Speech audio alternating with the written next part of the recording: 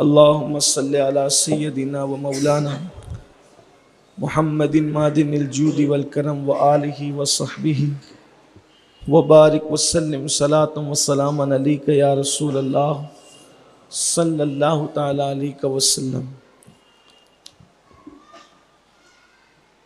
بڑی مشہور و معروف آیہ کریمہ کی تلاوت کی ہے اور بہت نازک مسئلہ اس کے اندر بیان کیا گیا ہے۔ آیت کا معنی یہ ہے، آپ نے اور بھی مقررین اور خطبہ سے سنا ہوگا، اللہ پاک ارشاد فرماتا ہے یا ایھا الذین آمنوا ادخلوا فی السلم کافہ، اے ایمان والو اسلام میں پورے داخل ہو جاؤ۔ ولا تتبعوا خطوات الشیطان، اور شیطان کے پیچھے مت چلو، اس کی پیروی مت کرو۔ انہ لکم عدو مبین، اور بے شک وہ تمہارا کھلا ہوا دشمن ہے۔ آیت کا تیور اے ایمان والو اسلام میں پورے داخل ہو جاؤ، یعنی یہ خطاب کافروں سے نہیں ہو رہا ہے، یہود و نصارہ سے نہیں ہو رہا ہے، بلکہ کس سے ہو رہا ہے؟ ایمان۔ اور اللہ جس کو ایمان والا کہے اس سے بڑا مومن کون ہو سکتا ہے؟ تو اب خطاب ہو رہا ہے کہ اسلام میں پورے داخل ہو جاؤ۔ اس کا بیک گراؤنڈ جو ہے، پس منظر جو ہے، اور جس کو علماء اپنی زبان میں آیت کا شان نزول کہتے ہیں، وہ یہ ہے کہ یہودیوں کے ایک بہت بڑے عالم تھے، ان کا نام عبداللہ ابن سلام تھا۔ تو عبداللہ ابن سلام نے جب اللہ کے رسول صلی اللہ علیہ وآلہ وسلم کو دیکھا تو دیکھ کر کے انہوں نے اسلام قبول کیا، لیکن جب اسلام قبول کیا تو جو پچھلے مذہب کی کچھ باتیں تھیں ان سے بچپنے سے طبیعت کے اندر ایک عمل تھا، جیسے یہودیوں کے یہاں اونٹ کا گوشت وہ نہیں کھاتے اور اونٹنی کا دودھ نہیں پیتے، تو اونٹ کا گوشت ان کے یہاں انہوں نے اپنی مرضی سے حرام کر رکھا ہے اور اونٹنی کا دودھ بھی وہ نہیں پیتے۔ تو عبداللہ ابن سلام چونکہ بچپنے سے اسی ماحول میں پلے بڑے تھے، تو جب مسلمان ہوئے تو ان کے ذہن میں خیال آیا، بہت توجہ سے سننے کی بات ہے، کہ ہماری بربادی، تباہی اور رسوائی کا سب سے بڑا سبب کیا ہے؟ انہوں نے سوچا کہ اسلام میں نے تو قبول کر لیا، اللہ کو ایک مان لیا، رسول اللہ کو نبی مان لیا، سب کچھ ہو گیا، اور اسلام میں اونٹ کا گوشت کھانا کوئی فرض واجب بھی نہیں ہے۔ اسلام میں اونٹ کا گوشت کھانا کوئی فرض واجب بھی تو نہیں ہے، اور اونٹنی کا دودھ پینا کوئی فرض واجب بھی تو نہیں ہے۔ تو انہوں نے ایک ذہن میں بات لے لی کہ میں نے آج کے بعد مسلمان تو ہو گیا، لیکن اپنے پرانے مذہب میں جو میں اونٹ کا گوشت نہیں کھاتا تھا اور اونٹنی کا دودھ نہیں پیتا تھا، یہاں بھی وہی کروں گا، نہ اونٹ کھاؤں گا اور نہ اونٹنی کا دودھ پیوں گا، مسلمان تو ہو گئے۔ انہوں نے یہ ذہن میں بات لی، اللہ نے اپنے محبوب غیب دہ نبی صلی اللہ علیہ وآلہ وسلم پر آیت نازل فرمائی کہ ان سے کہہ دو کہ اسلام میں پورے داخل ہو جائے۔ حالانکہ اونٹ کا گوشت کھانا اس کا اسلام سے کوئی تعلق نہیں ہے۔ اس پورے مجمع میں کتنے لوگ ہوں گے جنہوں نے کبھی اونٹ کا گوشت دیکھا بھی نہیں، لیکن ان کے مسلمان ہونے میں کوئی شک بھی نہیں، مگر اللہ پاک نے منع کر دیا، نہیں، جو پچھلے مذہب کی بات ہے اس پر تم کسی اعتبار سے عمل نہیں کرو گے، چھوڑنا پڑے گا سب۔ اگرچہ یہاں فرض واجب نہیں ہے مگر اس مذہب میں وہ حرام مانا جاتا ہے، اس لیے اس سے اگر بچو گے تو گویا کہ اسلام کی شرطیں مکمل نہیں ہو رہی ہے۔ اب یہاں پر ایک انسان کے دماغ میں بات آتی ہے، کتنی چھوٹی سی بات تھی، بظاہر چلیں بھائی نہ کھاتے نہ پیتے اٹھنی کا دودھ نہ پیتے، اتنی چھوٹی سی بات پر بظاہر، حالانکہ لوگوں کو چھوٹی لگ رہی ہے، اتنی چھوٹی سی بات پر قرآن میں آیت آ گئی اور قیامت تک کے لیے قانون بن گیا۔ بہت چھوٹی سی بات تھی، لیکن اب یہاں ہمیں فکر مل رہی ہے کہ خود کو اور اپنی اولاد کو اگر کفر سے بچانا ہے اور ان کو پیور اور پکا مسلمان بنا کے رکھنا ہے تو اتنی باریک نظر تم کو بھی رکھنی پڑے گی، کیونکہ آپ نے دیکھا ہوگا لگ تو چھوٹی سی بات رہی ہے، لیکن غور کریں جب بھی کوئی ٹرین پٹری بدلتی ہے تو دونوں ٹرینوں کا اسٹیشن ایک ہوتا ہے، راستہ ایک ہوتا ہے، پٹری کتنے انچ سے بدلی جاتی ہے، ایک دم چھوٹا سا باریک سا فاصلہ رہتا ہے۔ جس ٹرین میں بیٹھنے والوں کی ٹرین پٹری بدلتی ہے، ٹرین میں بیٹھنے والوں کو بھی پتہ نہیں چلتا کہ پٹری بدل گئی، کتنے چھوٹا سا باریک سا فاصلہ ہوتا ہے، لیکن جب وہ چھوٹا سا فاصلہ فرق کا ہو جاتا ہے تو اتنی دور دونوں ٹرینیں چلی جاتی ہے کہ پھر کبھی ملنے کی کوئی امید بھی نظر نہیں آتی۔ بلا تمثیل اسلام بتا رہا ہے کہ تم اپنے دین پر اتنی مضبوطی سے قائم رہنا کہ ایک چھوٹی سی بات بھی اپنے دین کی چھوٹنے مت دینا۔ اگر تم نے چھوٹی سی بات بھی چھوڑ دی یا چھوٹنے دی یا اپنے بچوں کو سے چھڑوا دی تو آئندہ تمہاری نسل مسلمان رہے گی یا نہیں رہے گی اس کی کوئی گارنٹی نہیں ہے۔ آج دیکھ نہیں رہے ہیں کہ اللہ اکبر ہر دن یوٹیوب پر، فیس بک پر اور سوشل میڈیا میں، پرنٹ میڈیا میں، الیکٹرانک میڈیا میں روزانہ باتیں سننے میں آتی ہے، فلاں مقام پر فلاں لڑکی نے مذہب بدل دیا اور فلاں کے ساتھ شادی کر لیا، فلاں لڑکے نے مذہب بدل دیا، فلاں کے ساتھ شادی کر لیا۔ میں آپ کو بتاؤں حیران ہوں، پورے ملک میں جانے کا اللہ پاک موقع عطا فرماتا ہے، کہیں 200 بچیاں، کہیں 100 بچے، کہیں 500 بچیاں، یہ حالات ہے۔ یعنی دن بدن لوگ جو ہے مذہب تبدیل کر رہے ہیں۔ اب اس کا ذمہ دار کون؟ اس کا ذمہ دار ہم ہے کہ ہم نے اپنے بچوں کے دل میں مذہب کی وہ محبت پیدا نہیں کی، مذہب کا وہ پیار پیدا نہیں کیا۔ تھوڑی دیر آپ غور فرمائیں اور بالکل سنجیدگی سے سوچیں، اگر واقعی مسلمان اللہ کے لیے بنے ہو اور قیامت میں اللہ کی عدالت میں جواب دینا ہے، قیامت کے دن اللہ کے یہاں کھڑے رہنا ہے، تو میں آپ سے پوچھنا چاہتا ہوں، بتاؤ جب بچے بڑے ہوتے ہیں ہم ان کی شادی کا تو سوچتے ہیں، جب بچے بڑے ہوتے ہیں ہم ان کی ڈگریوں کا تو سوچتے ہیں، جب بچے بڑے ہوتے ہیں ہم ان کے کاروبار کا تو سوچتے ہیں۔ کتنے ماں باپ ہیں جن کو یہ فکر ہوتی ہے کہ میرا بچہ بڑا ہو کر سچا مسلمان بنے، پکا مومن بنے، پکا ایمان والا بنے۔ نہیں، چلیں ٹھیک ہے، نماز نہیں پڑھ رہا ہے چلتا ہے، روزہ نہیں رکھ رہا ہے چلتا ہے، سچ نہیں بولتا ہے چلتا ہے، اللہ اکبر، صدقہ نہیں دیتا چلتا ہے، نام محمد پر انگوٹھے صلی اللہ علیہ وآلہ وسلم نہیں چومتا ہے، اعتراض کرتا ہے چلتا ہے، معترض ہے چلتا ہے، کسی کے بھی ساتھ بیٹھتا ہے چلتا ہے، اللہ اکبر، شرابیوں کے ساتھ بیٹھتا ہے چلتا ہے، یعنی ہر چیز چلانے کی کوشش کرتے ہیں۔ آپ مجھے بتائیں جو مذہب چھوڑ کر کے چلے گئے اور ہم جو مذہب میں ہیں آخر فرق کیا ہے؟ جو مذہب میں وہ بھی کتنے مسلمان ہیں اور کتنے پرسنٹ مسلمان ہیں وہ سوچو، کہاں ہے دین؟ جمعہ کی 2 رکعت کے سوا اور دین ہے کہاں؟ جو لوگ داڑھی ٹوپیاں ہیں ان کے پاس بھی دین کتنا ہے؟ جو کرتے پیجامے پہنتے ہیں ان کے پاس بھی دین کتنا ہے؟ رسول اللہ جو دین لے کر آئے تھے وہ دین ہمارے گھروں میں کتنا، ہماری مسجدوں میں کتنا، ہماری زندگیوں میں کتنا ہے؟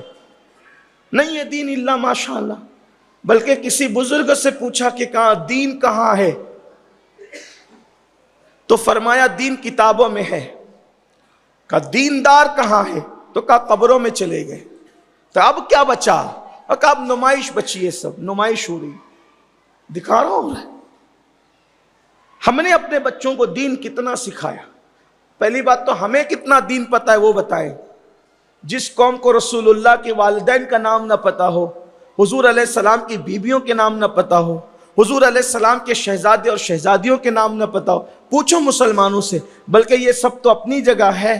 جس قوم کو 5 کلمے یاد نہ ہو، بلکہ کلمے یاد ہونا تو دور کی بات، نکاح کے موقع پر اگر قاضی کلمہ پڑھا رہا ہے تو اس کو کلمہ بھی پڑھنا نہیں آ رہا ہے۔ شادی سے پہلے سب سیکھا، کلمہ نہیں سیکھا۔ اب تو ڈر کے مارے قاضی کو ہاتھ میں مائک لے لینا پڑتا ہے کہ کہیں اس کے قریب مائک کروں گا تو الٹا سلٹا پڑے گا تو کہیں بے عزتی نہ ہو جائے۔ عام طور پہ میں ایسا ہی کرتا ہوں کہ میں اپنے منہ کے قریب مائک کر لیتا ہوں کہ اس کی آواز پبلک میں نہ پہنچے کہ یہ الٹا کلمہ پڑھ رہا ہے، صحیح نہیں پڑھ پا رہا ہے۔ اتنے حسین اور خوبصورت موقع پہ اس کے خاندان، کیونکہ مومن کی عزت پہ پردہ ڈالنا بھی تو فرض ہے۔ اتنی بڑی نیکی ہے کسی کے پہ پردہ ڈالنا، اسی لیے میں لڑکوں کو مائک نہیں دیتا نکاح کے وقت، میں خود ہی لے کر کے بیٹھتا ہوں تاکہ سننے والے سن لے کہ پڑھا کیا جا رہا ہے، یہ نہ سنے پڑھایا کیا جا رہا ہے وہ سن لے۔ نہیں پڑھ پاتے کلمہ بہت سارے نوجوان۔ اب آپ بتائیں جس قوم کو کلمہ پڑھنا نہ آتا ہو اس کا مسلمان کیا اس کی حیثیت ہے اور وہ کیسا مسلمان ہے؟ آج میری آپ سے گزارش یہ ہے کہ ہر آدمی تڑپ رہا ہے، کلپیں بیچتے ہیں، حضرت دیکھو، مولانا دیکھو، یہ مرتد ہو گیا، وہ کافر ہو گیا، وہ دین سے نکل گیا۔ میں کہتا ہوں ہم کتنے دین میں وہ بھی تو دیکھ لو، اور ہر مسلمان اتنا کر لے کہ میں دیندار بن جاؤں اور میری اولاد دیندار، بس اتنا اگر آپ نے کر لیا تو انشاءاللہ آپ جنتی ہے۔ قرآن کہتا ہے یا ایھا الذین آمنوا قوا انفسکم واہلیکم نارا، اے ایمان والو اپنے آپ کو اور اپنی اولاد کو جہنم کی آگ سے بچاؤ، وقودھا الناس والحجارہ، جس کا ایندھن انسان اور پتھر ہے۔ ہر آدمی اپنی فیملی کی پرواہ کر لے بس، لیکن پھر کہتا ہوں دین کیا دین سکھائیں گے آپ، کیا سکھائیں گے؟ اب میں آپ کو بتاتا ہوں اس کی ایک فہرست۔ دین کا مطلب یہ زیادہ سے زیادہ ٹوپی پہنو، داڑھی رکھو، اور زیادہ سے زیادہ کرتا پیجامہ پہنو۔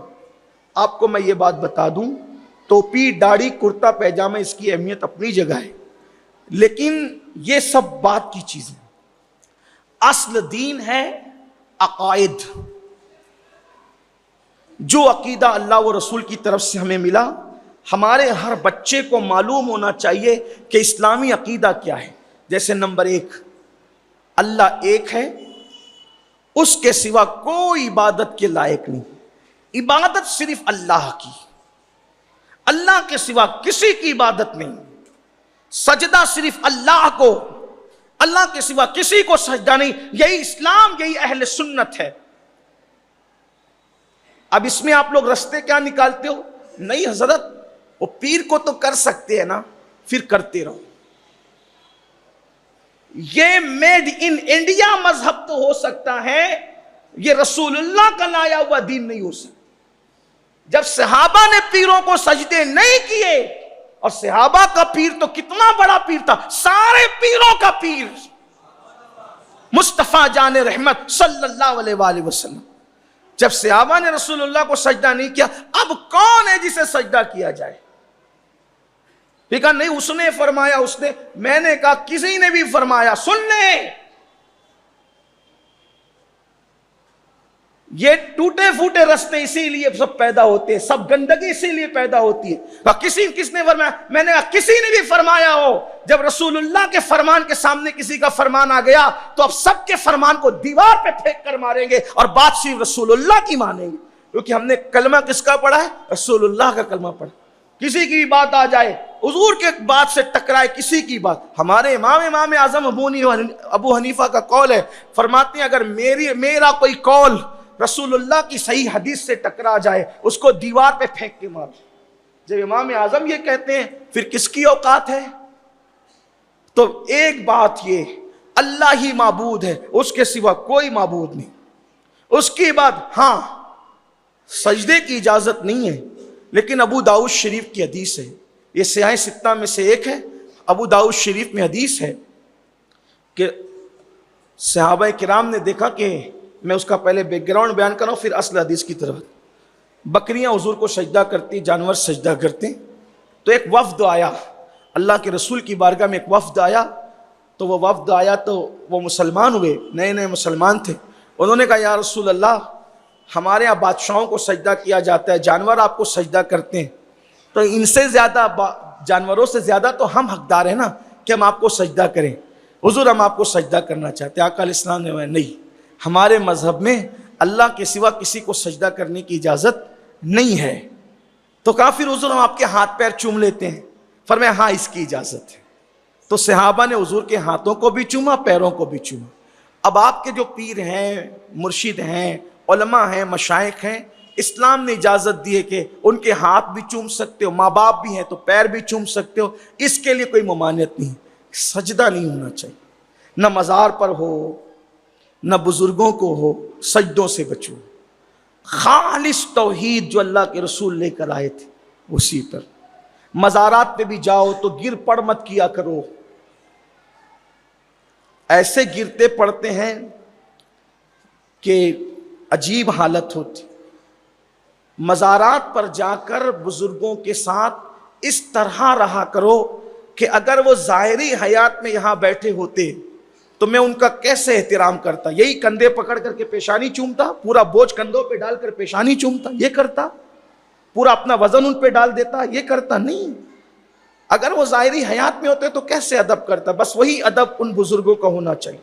جو حیات میں ادب ہے وہی ہمارے یہاں بعد ممات بھی ادب ہے اہل سنت میں۔ یہ ادب کرو، فاتحہ پڑھو، ان کے وسیلے سے دعا کرو، اور اگر ان کو اللہ کا بندہ سمجھ کر، اللہ کا بندہ سمجھ کر، یہ سمجھ کر کہ اگر اللہ ان کو اجازت دے گا، کیونکہ یہ اللہ کے محتاج ہے اور ہر بندہ اللہ کا محتاج ہے، اللہ کے اذن کا محتاج، تو اللہ کا محتاج بندہ، اپنا نہیں، اللہ کا محتاج بندہ، اللہ کے اذن کا محتاج بندہ سمجھ کر کہ یہ اللہ کا مقبول محبوب بندہ ہے، اگر اللہ اس کو اذن دے، اجازت دے، تو میں اس سے جو طلب کر رہا ہوں یہ اللہ کی عطا سے مجھے عطا کرے گا۔ اگر اس عقیدے کے ساتھ مانگنا چاہے تو اس ولی سے بھی مانگنے کی اجازت ہے، مانگ سکتے ہیں اللہ کا بندہ سمجھ کر۔ ٹھیک، اگر یہ کوئی سمجھ کے مانگتا ہے کہ میں مانگوں گا اور اللہ نہ چاہیں تو بھی یہ دے دیں گے، تو پھر وہ مسلمان نہیں رہ جائے گا۔ سچی عقیدے کی بات یہ تو ہو گیا اللہ کے بارے میں، بڑی تفصیل ہے، جمعہ کے آدھے گھنٹے کے خطاب میں یہ سکھایا نہیں جا سکتا۔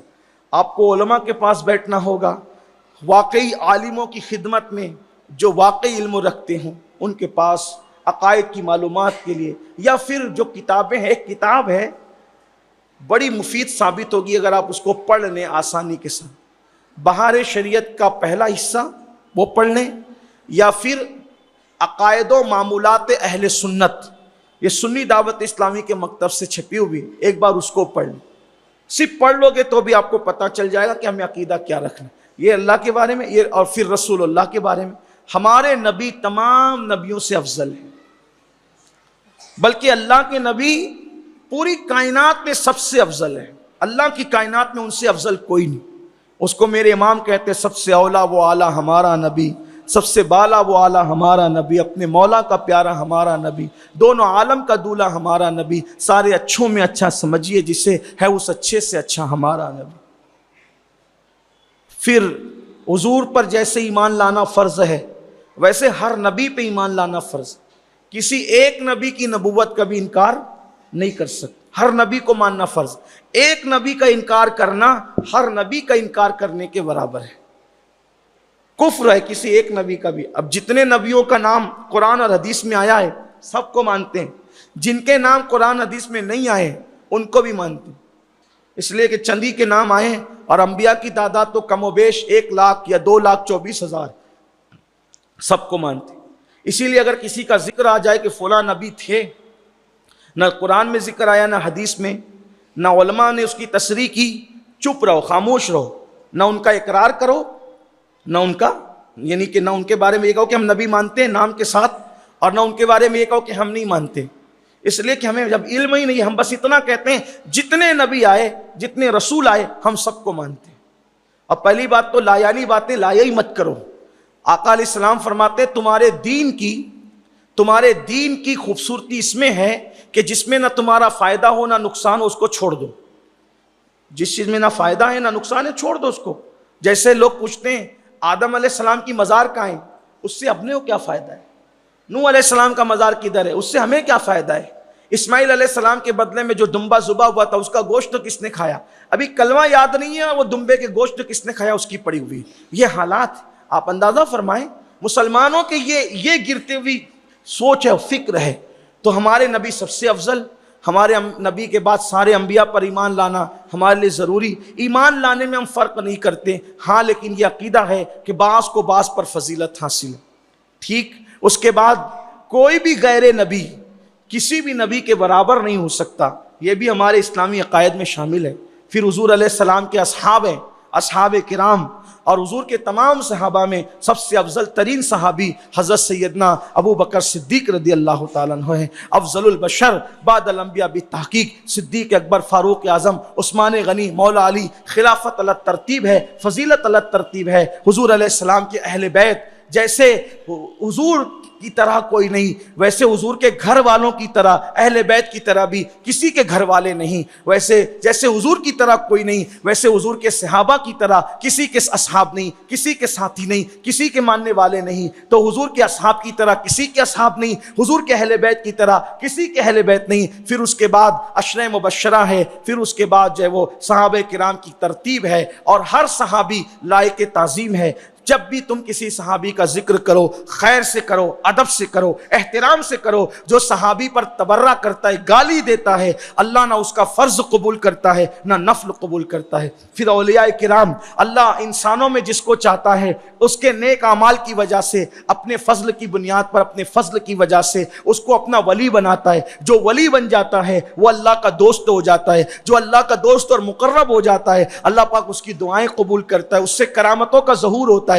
جو ولی سے کی بے ادبی کرے، ولی کا انکار کرے، بخاری شریف کی حدیث ہے، اللہ پاک حدیث قدسی میں ارشاد فرماتا ہے کہ جس نے میرے ولی سے دشمنی کی، جس نے میرے ولی سے دشمنی کی، من عاد لی ولی جن فقط آذنتو بالحرب، کہ جس نے میرے کسی ولی سے دشمنی کی میں اس کے ساتھ اعلان جنگ کرتا ہوں۔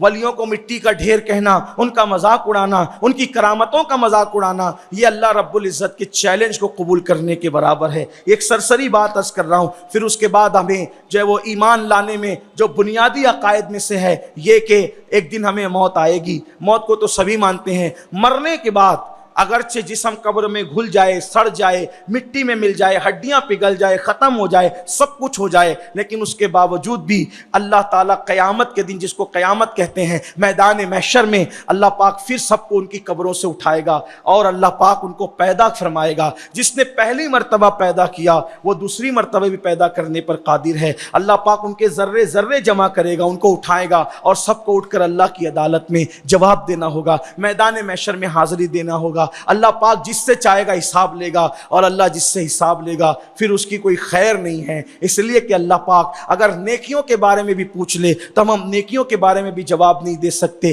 یہ سب چیزیں ہمیں اپنے بچوں کو سکھانی ہوگی۔ اور پھر اس کے بعد قیامت کے دن جب اللہ پاک حساب لے گا تو کچھ لوگ ایسے ہوں گے جو جہنم میں جائیں گے، مگر جہنم میں جانے والوں کے لیے اللہ پاک نے ایک شفیع بنایا ہے جس کو اللہ نے اذن دیا ہے کہ آپ شفاعت کریں، اور وہ ذات محمد الرسول اللہ کی ذات ہے۔ تو جن کے لیے جہنم میں جانا لازم ہو چکا ہوگا، اگر حضور اللہ کی بارگاہ میں ان کی سفارش کر دیں گے کہ مولا ان کو میرے لیے بخش دے، تو اللہ پاک ان کی وجہ سے بخش دے گا اور جہنمی جنت میں چلے جائیں گے۔ اس کو عقیدہ شفاعت کہتے ہیں۔ تو عقیدہ شفاعت میں 3 حصے آپ کر سکتے ہیں۔ ایک تو یہ کہ حضور کچھ لوگوں کی نیکیاں بڑھا دیں گے، یعنی حضور کی شفاعت سے کم نیکی والے کی زیادہ نیکی ہو جائے گی۔ حضور کی شفاعت سے کچھ ایسے ہوں گے عرض کریں گے مولا ان کا حساب ہی نہ لے، تو حضور کی شفاعت سے وہ بے حساب جنت میں چلے جائیں گے۔ کچھ کی نیکیاں بڑھا دیں گے، اور کچھ ایسے ہوں گے جن کا جہنم میں جانا یقینی ہوگا، تو حضور اپنے کرم سے اللہ کی بارگاہ میں اس کی سفارش کریں گے تو اللہ اس کو جنت عطا فرمائے گا۔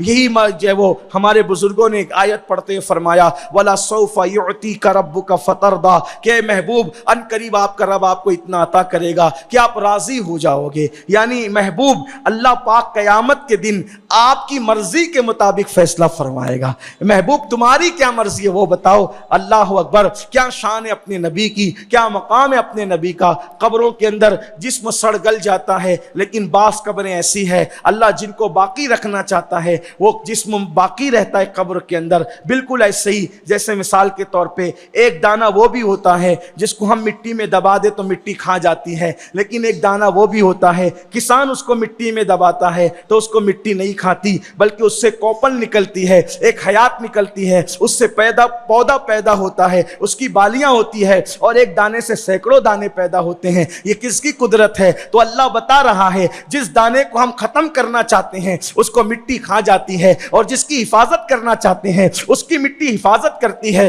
تو بالکل ایسے ہی ہے، بعض لاشیں ایسی ہے جس کو مٹی کھا جاتی ہے، بعض لاشیں ایسی ہیں مٹی جس کی حفاظت کرتی ہے۔ اور اب تو سائنس اور ٹیکنالوجی کا دور ہے، اس میں بہت واضح طور پر ہو گیا کہ آپ کو نہیں پتا جب داعش نے ملک شام کے اندر ہنگامے کیے اور ملک شام میں دہشت گردی کی تو ایک صحابی حضرت حجر ابن عدی رضی اللہ تعالیٰ کے مزار پہ انہوں نے بم بلاسٹ کیا تو آپ کا مزار کھل گیا، تو 1400 سال کے بعد بھی آپ کا جسم تر و تازہ تھا، اور صرف جسم تر و تازہ نہیں تھا بلکہ جب لاش کو باہر نکالا گیا تو جہاں آپ کو مار کر کے شہید کیا گیا تھا وہاں سے تازہ خون نکل رہا تھا۔ اب آپ دیکھیں قبر میں رہنے تک خون نہیں نکل رہا تھا، قبر کے باہر نکالا تو خون نکل رہا۔ اگر قبر میں بھی خون نکلتا تو پوری قبر خون سے بھر جاتی، لیکن سبحان اللہ قبر کے باہر لوگ پوچھتے رہے، انٹرنیٹ پر ابھی بھی وہ کلپیں موجود ہے، تو پتہ چلا کہ اللہ جسے محفوظ رکھنا چاہے وہ محفوظ رہتے ہیں، جسے ختم کرنا چاہے وہ ختم ہو جاتے ہیں۔ اس لیے اپنی آنکھوں پر اعتبار کرنے کی بجائے دیکھو آنکھوں پر اعتبار نہ کیا کرو، مذہب پر اعتبار کیا۔ لوگ کہیں گے یہ کیا بات ہوئی؟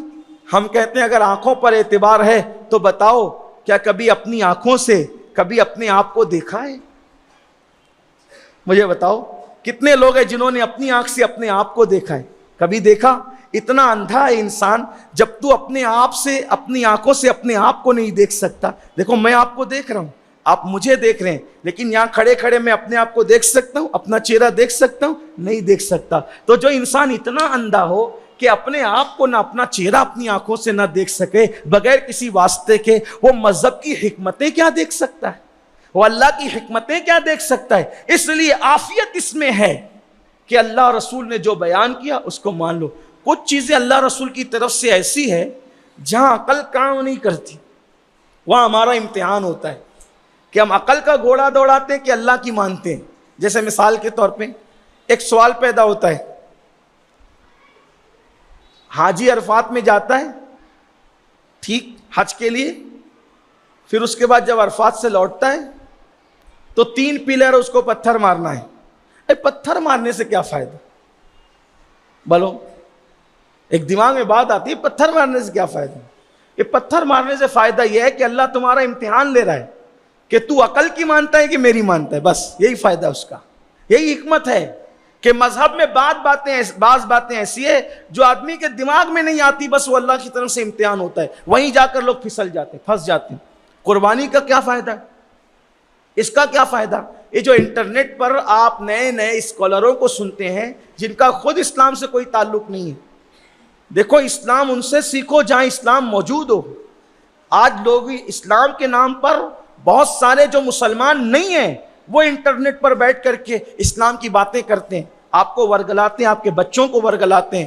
آپ یہ بات یاد رکھنا کہ ہمارے اور آپ کے بزرگ ہم سے زیادہ دین جانتے تھے، ہم سے زیادہ مذہب جانتے تھے، اس لیے کسی کی بھی کہی ہوئی بات کو بزرگوں کی کسوٹی پہ رکھو۔ اگر وہ بات ہمارے بزرگوں کی باتوں سے ملتی جلتی ہے ہم اس کو مان لیں گے، اور اگر ہمارے بزرگوں کی بات سے ہٹ کے وہ کوئی نئی بات کہتا ہے تو کتنا ہی بڑا آدمی کہتا ہے ہم اس کو جوتے کی نوک پر مار دیں گے۔ یہی ہمارا مسلک ہے، یہی ہمارا مذہب ہے کہ ہمیں اپنے بزرگوں کے راستے چلنا ہے۔ اب میں نے جب بات بزرگوں کی کہی تو آپ سوچیں گے کہ یہ کیا بات ہوئی؟ میں کہتا ہوں یہی قرآن بھی کہتا ہے، توجہ کرنا، قرآن بھی یہی کہتا ہے کہ جو چیز مانو اپنے اسلاف کے حوالے سے، ایمان والے بزرگوں کے حوالوں سے مانو۔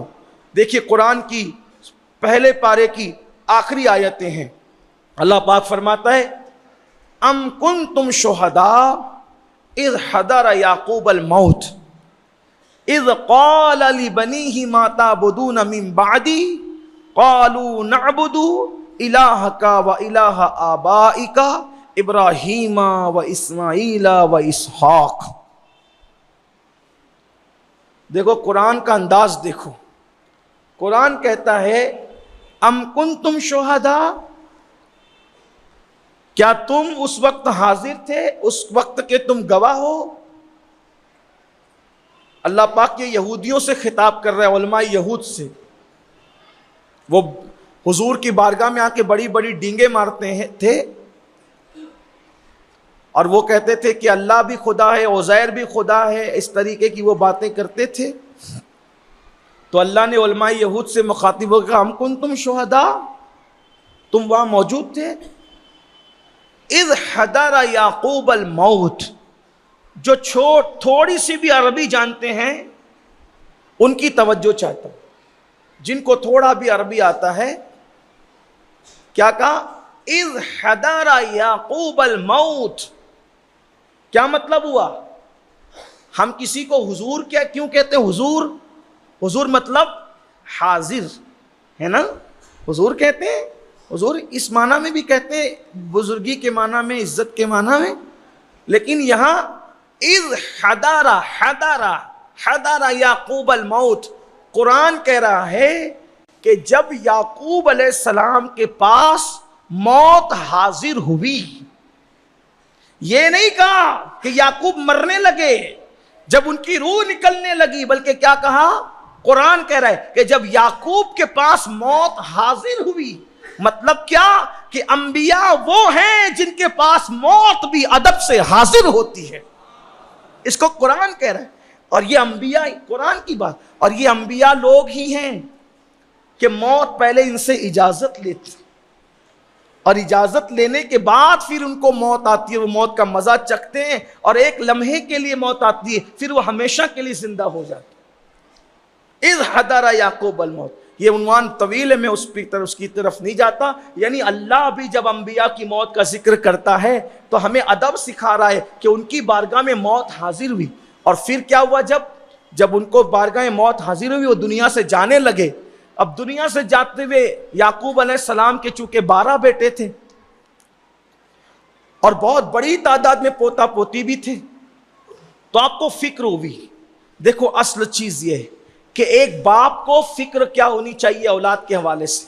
تو یعقوب علیہ السلام کو فکر ہوئی کہ میرے بعد میری اولاد میرے مذہب پہ رہے گی کہ نہیں رہے گی، میرے دین پہ رہے گی کہ نہیں رہے گی، مسلمان رہے گی کہ نہیں رہے گی. تو آپ نے کیا پوچھا؟ ما تعبدون من بعدی، میرے بعد تم کس کی عبادت کرو گے؟ یہ فکر نہیں ہے کیا کھاؤ گے، کیا کماؤ گے، کون سی دکان چلاؤ گے، کون سی تجارت کرو گے. ارے یہ سب کوئی حیثیت نہیں رکھتی. روزی انسان کو ڈھونڈتی ہے، انسان روزی کو ڈھونڈتا ہے. اللہ نے روزی کا وعدہ کیا ہے. انبیاء کو یہ سب فکر نہیں رہتی، انہیں تو فکر رہتی ایمان کی. تو کہا میرے بعد تم کس کی عبادت کرو گے؟ تو ان کے بچے کیا جواب دے سکتے تھے؟ اللہ کی. یہ کہہ سکتے کہ اللہ کی عبادت کریں گے. انہوں نے یہ ڈائریکٹ جواب نہیں دیا. دیکھو نبی کی تربیت، جواب کیا دیا؟ قالوا نعبد الہک، ہم عبادت کریں گے اس کی، الہ کا، جو آپ کا معبود اور آپ کا رب ہے اس کی عبادت کریں گے. وَإِلَٰهَ آبَائِكَ، اور جو آپ کے باپ دادا ہیں اس کی عبادت کریں گے. آپ باپ دادا کون؟ ابراہیم و اسماعیل و اسحاق. ہم کس کی عبادت کریں گے؟ آپ کے رب کی، آپ کے باپ دادا کے رب کی، ابراہیم کے رب کی، اسماعیل کے رب کی، اسحاق کے رب کی. الہ واحدہ، اور جو ایک خدا ہے اس کی عبادت کریں گے. وَنَحْنُ لَهُ مُسْلِمُونَ، اور ہم مسلمان ہیں. تو پتہ چلا اپنے باپ داداؤں کے مذہب پر رہو. اگر تمہارے باپ دادا مسلمان تھے، آپ نے باپ داداؤں کے مسلک پہ رہو. اپنے بزرگوں کی بارگاہ میں ان نئی باتوں کو پیش کرو. اگر وہ باتیں اس کی تصدیق کرتی ہے جس پر ہمارے اسلاف تھے، اولیاء کرام تھے، بزرگان دین تھے، اگر اس پر وہ بات بیٹھتی ہے تو پیش کرو. اللہ والوں پر اگر وہ تصدیق کرے ان کا عقیدہ تو مانو، ورنہ چھوڑ دو. بس بات اختتام پر لے جاتے ہوئے، اگر ہم نے اپنے بچے کو ڈاکٹر بنا دیا، وکیل بنا دیا، انجینئر بنا دیا، ٹیچر بنا دیا، پائلٹ بنا دیا، کچھ بھی بنا دیا، اور ہم نے ان کو پکا پکا سچا مسلمان نہیں بنایا تربیت کر کے تو ہم بھی جہنم میں جائیں گے اور اولاد بھی جہنم میں جائے گی۔ پہلے بچوں کو مسلمان بناؤ۔ حضرت یعقوب علیہ السلام کا ذکر آیا تو ایک بات یاد آئی، امام غزالی لکھتے ہیں کہ کم و بیش 50 سال تک یوسف علیہ السلام اور یعقوب علیہ السلام میں دوریاں رہی۔ 9 سال کے بچے تھے تب سے آپ کو دور کر دیا گیا، کنویں میں ڈالا گیا، بیچ دیا گیا، پھر آپ مصر چلے گئے۔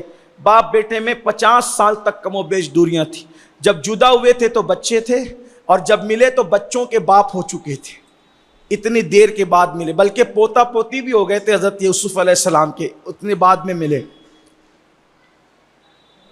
تو جب پہلی مرتبہ یوسف علیہ السلام کا پتہ مل گیا، پہلی بار یوسف علیہ السلام کا پتہ مل گیا تو یوسف علیہ السلام کا جو بڑا بھائی یہودا تھا اس نے کہا کہ ابا کے پاس یوسف کو بھیڑیاں کھا گیا، یہ غم کی خبر لے کر میں ہی گیا تھا، اور اب ابا کے پاس خوشی کی خبر لے کر بھی میں ہی جاؤں گا کہ ابا یوسف مل گئے ہیں۔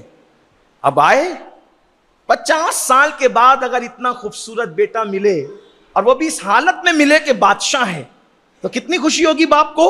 اور وہ باپ روتے روتے آنکھیں کھو دی، بینائی چلی گئی تھی، روتے روتے اتنا روئی یعقوب علیہ السلام۔ 3 لوگوں نے رونے میں مثال قائم کی ہے، ایک تو حضرت آدم علیہ السلام نے جنت سے نکلنے کے بعد، ایک تو حضرت سیدنا یعقوب علیہ السلام نے یوسف علیہ السلام کے کھو جانے کے بعد، اور ایک تو حضرت امام زین العابدین نے کربلا کے بعد۔ اور ایک شخصیت کو اور شامل کیا جاتا ہے سیدہ فاطمہ الزہرا نے حضور کے وصال کے بعد، ان کا رونا بڑا مشہور ہے۔ تو یعقوب علیہ السلام کی تو آنکھیں سفید ہو گئی روتے روتے، لیکن جب یہودا آیا، بابا مبارک ہو مبارک ہو مبارک ہو، کہا کیا مبارک لایا؟ کہا کہ آپ کا بیٹا مل گیا، یوسف مل گئے، اور وہ اس حالت میں ملے کہ بادشاہ ہیں، اس حالت میں ملے۔ حضرت یعقوب کو تو اچھل جانا چاہیے تھا، غصے میں آ گئے، فرمایا چپ خاموش رہے، یہ کیا بکتا ہے کہ وہ بادشاہ ہے؟ پہلے یہ بتا کہ مسلمان ہے کہ کافر ہو گیا۔ بادشاہ کا باپ ہونا میرے لیے فخر کی بات نہیں ہے، بلکہ میرے لیے فخر تو یہ ہے کہ میرے بعد میری اولاد مسلمان رہے۔ بادشاہ کوئی چیز نہیں ہے، کہا مسلمان۔ تو آپ کو اور ہم کو بھی یہ فکر لے کے چلنا ہے کہ ہماری اولاد مسلمان رہے کہ نہیں۔ اور اس کے لیے ایک ترکیب اور ترتیب ہے۔ یہ جو سیریل کے اندر کفر اور معبودان باطل کے جو قصے کہانیاں دکھائے جاتے ہیں، یہ ہر گھروں کے اندر مسلمان دیکھ رہے ہیں، یہودیوں کے، نصرانیوں کے، مشرکین کے۔ اس سے ہمارے بچے متاثر ہو رہے ہیں، بلکہ کفر اور شرک کو پرموٹ کرنے کے لیے یہ سیریل شروع کیے گئے ہیں۔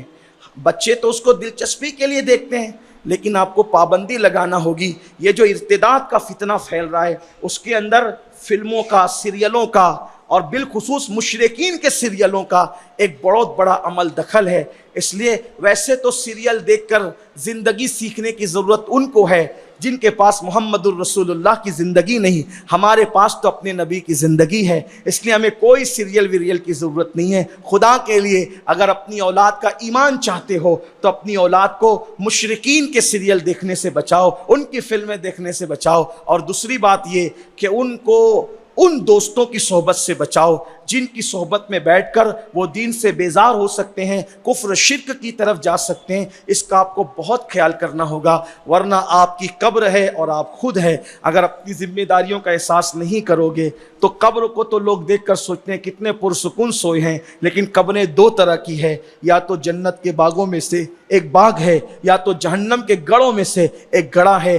اولاد کا کیا ہوا، اولاد کا دنیا میں کیا ہوا ماں باپ کو بھگتنا پڑتا ہے قبر میں، اور ماں باپ کا کیا ہوا اولاد کو بھگتنا پڑتا ہے۔ ایسا نہیں ہے کہ جس نے جو کیا وہ کیا، بلکہ وقت ختم ہوا، لیکن ایک بات بہت نازک آ گئی تو وہ پیش کر دوں 2 منٹ میں تاکہ آپ کو پتہ چلے۔ شیخ عبدالحق محدث ہے، یہ کیا، یہ جو بچہ جس کا عمل اس کے ساتھ، جس کا عمل اس کے ساتھ، جس کا عمل اس کے ساتھ نہیں، قوا انفسکم واہلیکم نارا۔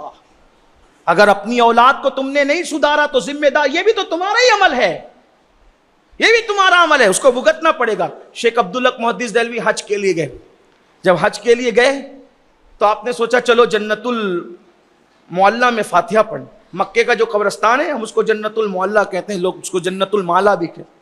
تو فاتحہ پڑھنے, فاتحہ پڑھنے کے لیے گئے, دل میں خیال آیا تھوڑا کشف کر لیں. کشف القبور یہ ہم اہل سنت کے نزدیک صوفیہ کے یہاں ایک طریقہ ہے, اس طریقے سے پتہ چلتا ہے قبر کے حالات. اب لوگ اس کا مذاق بھی اڑاتے ہیں لیکن یہ ہے صوفیہ کے یہاں, اولیاء کے یہاں طریقہ ہے. بڑا آسان بھی ہے لیکن آپ کو اس کی طرف نہیں جانا, وہ اللہ والوں کا کام. آسان سی چیز ہے, چھوٹی سی ایک کام کرنا پڑتا ہے.